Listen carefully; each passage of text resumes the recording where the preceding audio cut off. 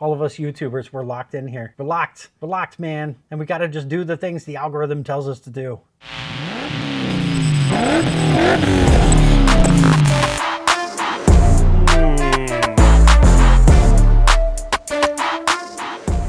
It's kind of been my week. I think of just making small little mistakes.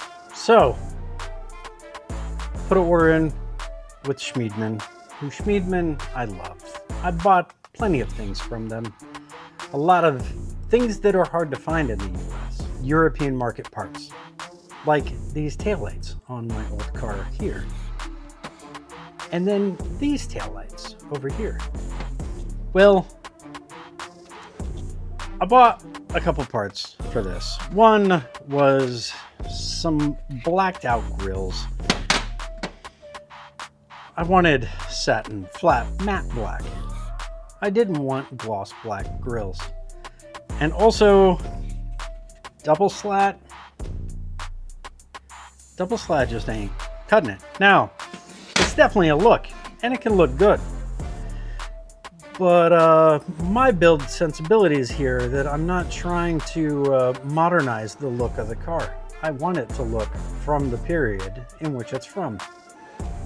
There are some of the next generation of 7 Series wheels that I think look amazing on this car, and I've come really close to buying them, but I'm not going to. Because I want to maintain the aesthetic integrity of the generation.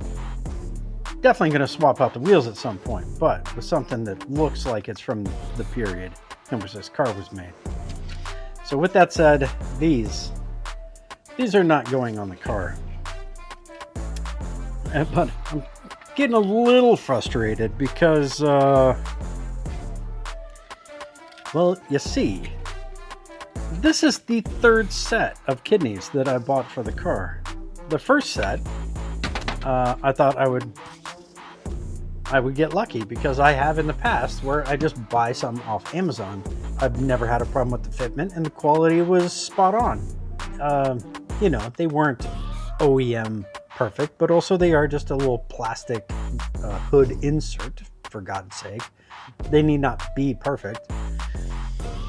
But the set I got was absolute garbage.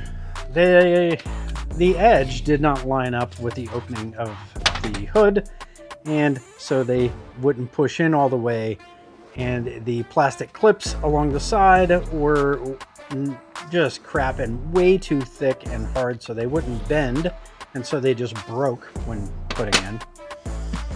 And it was such a bad experience that it made me just go out and buy a brand new set of kidney grills. OEM BMW stock kidney grills. And they weren't cheap. I think I paid $300 for the pair. I'm gonna have to look up what the price was. I think it was like $150 per, might have been a little more. Way more than the aftermarket black ones were, which makes sense because the aftermarket ones were absolute garbage. Now Schmiedmann, I've never had a bad experience buying anything from them, and I kind of had faith in their stock. So I ordered these. Maybe I was drinking. I mean, I don't really drink anymore, but maybe I was tired or something, and I didn't notice that they were double slat.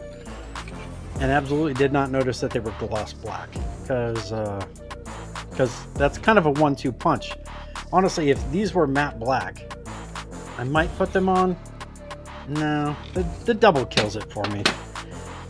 So, because these did come all the way from Denmark, and I'm not sure what the return policy is on these, I'm probably just going to put them up on eBay or Craigslist. So anyway, just wasted some money on car parts from the other side of the planet. Damn it. But the upside is, though, I did get something that is kind of a banger. So a front strut tower brace. I was too excited when it showed up yesterday to film the unboxing or have this babble session about it, and I just went straight to putting it on. But fortunately, I did film that. I just didn't want to like set the camera up here and set the camera up over there and do a whole reset because it takes twice as long, and I was feeling kind of tired. I just wanted to get it done, and I wanted to look at my new car part installed. So that's what I did. And here's me doing it.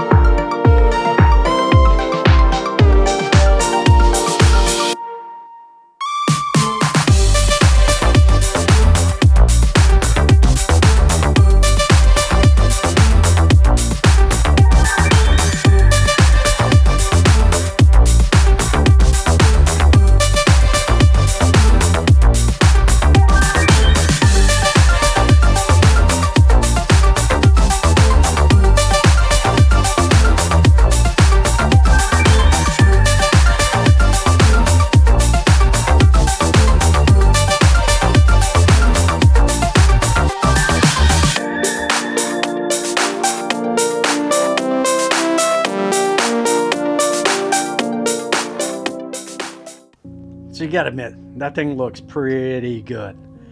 I don't know how it feels, but I'm sure it's gonna do exactly the job that it was advertised to do. The hardware seems nice and solid, and then those strut end plates, those things, the machining on them, pretty dang good. They fit the top of the strut tower very nicely, very neatly. They almost just lock right into place. And then its connection to the actual bar, there is enough play right there that it can adjust for slight variations. I've gotten strut bars before in the past where they weren't dead on. And of course, you know, there's a slight bit of difference between car to car, depending on its condition and blah, blah, blah. But this, because of the amount of play, fit right on. The part that needed to lock on 100% did, and it had room for adjustment where you would need it. Would definitely recommend this bar from Schmiedmann. The price was really good. It was like $150. Unfortunately, shipping something that big all the way from Denmark to the west coast of the United States is not cheap, and so I think I paid almost the same amount again, just in freight. So $300 got me that front strut tower bar. But if you go out and you check the market there, like, still $300 is a pretty good deal. Other companies out there, they'd want $400-500 just for the bar, and then you're still paying to ship it. So quality is good. Now, would I buy it for a race car?